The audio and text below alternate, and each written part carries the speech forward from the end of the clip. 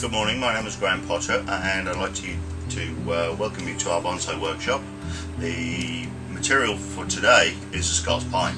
This is Yamadori Scots pine collected from the mountains in Northern Europe, and he's been 2 years in the pot, so he's ready to begin some work. You can see the foliage is thick and healthy, he's very compact, the needles are nice and green, and so we're really ready to do something with this tree. The big problem we have with this wonderful tree is that all of the foliage exists on three very long branches, and so while the styling of this tree is going to be very simple and there's not going to be much dead wood or carving work to do, what we do have to do with this material is some raffuring and wiring to do some quite considerable bends of these branches to bring the foliage into play.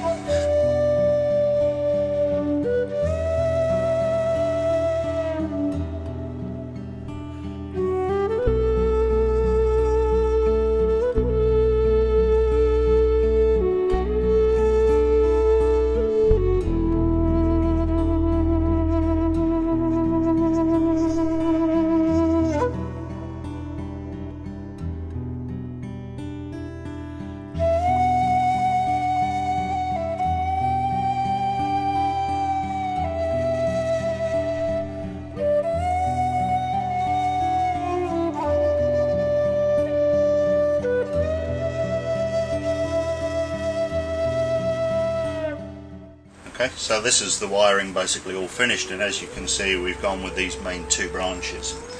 This piece of the trunk here has another one at the back, which I don't think we're going to need in the overall design of the tree, but we're just keeping it just in case we get so far down the road and we decide that perhaps we can incorporate it.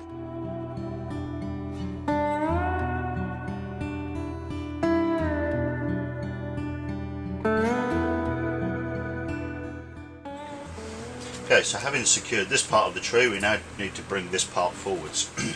When you bend an old tree like this, it's very important to just bring it very slowly and allow all the fibres to gradually loosen and to gradually soften the branch.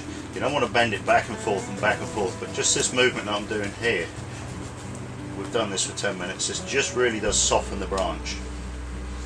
Whereas if you just grab it and pull it in one hit, you may find that it'll do something nasty. With Scots pines, often you get lots of cracking and very unpleasant sounding noises, but it's usually just the bark. It's the loud bangs you have to worry about. So what I'm doing here is bringing this forwards, and where my hand is, you can see I've got a little piece of dead wood, and I'm just bringing this up. I'm just going to use a little spacer.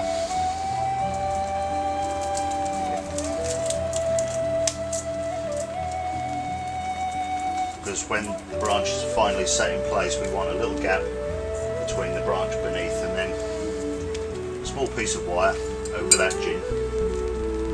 Just pull and twist. Tighten that down.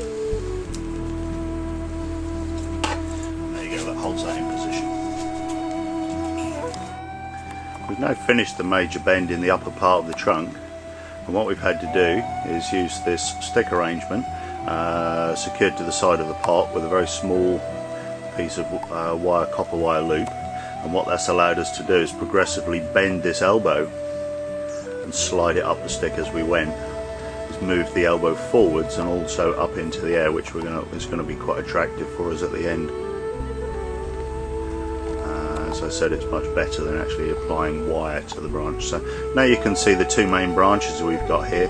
The one on the upper side of the picture obviously is going to be very easy to now bend into an apex, and then the lower branch here is going to go down and backwards, and then we'll bring that forwards again to build the lower half of the tree. So you can see from this angle here we're progressively starting to have a much more interesting shape.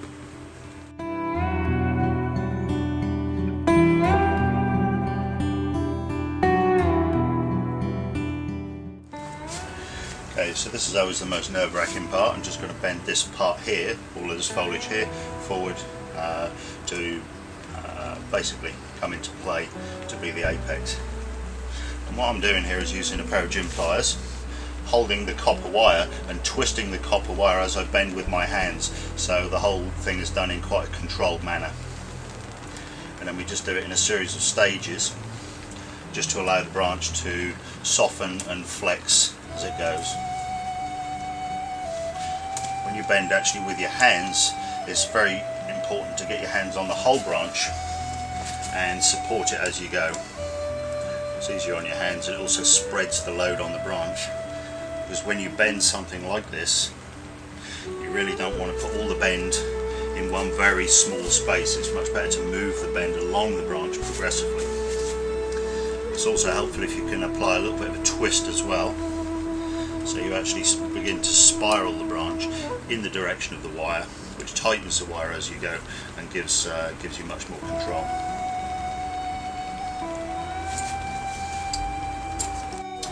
Okay, you can now see the apex of the tree is beginning to take shape.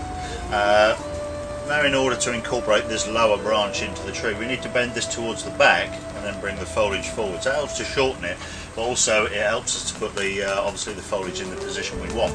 But this side branch, or this back branch that we were keeping, that we mentioned earlier, you can now see from this angle it's just too far away from the rest of the tree, and while it's possible to bend this, it is attached to this long part here which is fairly straight and uninteresting. So we have decided now that we've brought all this into play and we can see where the tree is going to go, so now it's time for this to be removed. And in time we'll leave a stub under here, so in time this will become a gin, but for now, because we're using it to secure this upper branch, we're just going to leave it as a stub. So like I say, we can, I'm now confident that we can remove this. It is a large part of the tree, but it really isn't going to help to try and incorporate this, because it's just going to make just too much of a mass of foliage, which is not going to make a well proportioned bonsai at the end. So there you go, that's that piece. We've now reached the end of this this demonstration, and we've taken this pine as far as I'm comfortable at this time. Obviously we've ended up with a much more compact tree. We've ended up with something that kind of looks like a bonsai on the face of it, but this obviously is first work for this tree. So really our main concern has been in placing the large branches and bringing the foliage much closer to the trunk, compacting the tree and getting rid of the foliage that we really didn't need, with cutting the large piece off the back and so on and so forth. So like I say, you can see the future of the tree at this point, but in no way is this an attempt at making a finished bonsai, because that's going to take several more years to really refine and define this tree as bonsai. But hopefully it's given you some idea how we can, using some bending techniques and so on and so forth, we can build the basic foundation for what will become a good bonsai.